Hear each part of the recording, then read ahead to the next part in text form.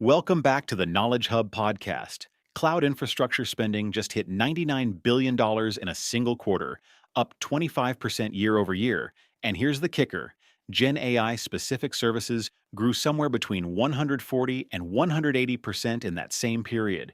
If you're planning your 2026 cloud roadmap and haven't decided between Azure AI and AWS AI, you're not alone, and you're also running out of time. Here's what's actually happening.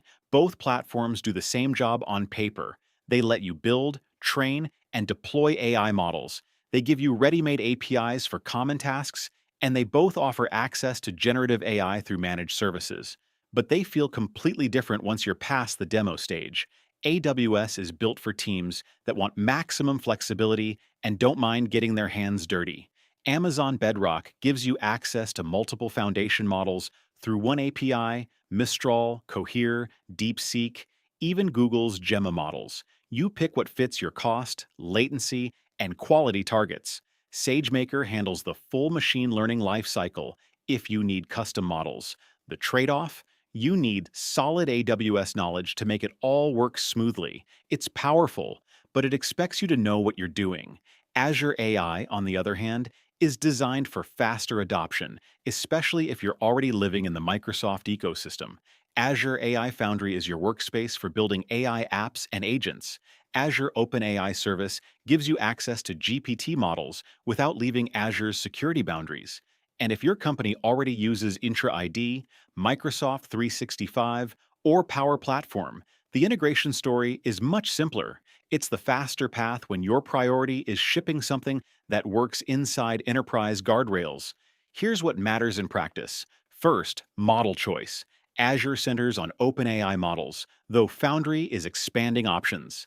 AWS Bedrock is a buffet: 18 fully managed open weight models as of December 2025 from multiple providers.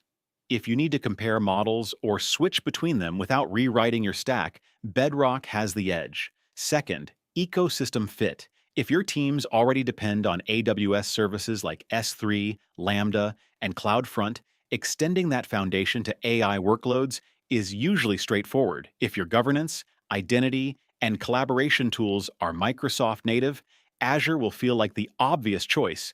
This isn't about features, it's about friction. Third, cost control.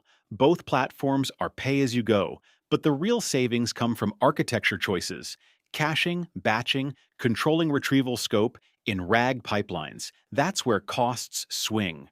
Azure offers provisioned throughput units for predictable workloads.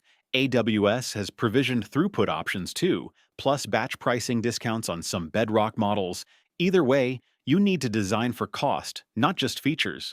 The companies already using these platforms aren't running science experiments. L'Oreal built a beauty assistant on Azure OpenAI that handles high concurrency and global scale. Mercado Libre used Amazon Bedrock to generate ad creatives and reported 45% more impressions. These are production systems, not pilots. So which one fits your use case? If you're AWS native and need model flexibility, Bedrock and SageMaker are hard to beat. If you're Microsoft-centric and want faster enterprise rollout, Azure AI Foundry and Azure OpenAI will save you months. The wrong choice isn't the platform. It's waiting too long to decide. Until next time, keep building smart.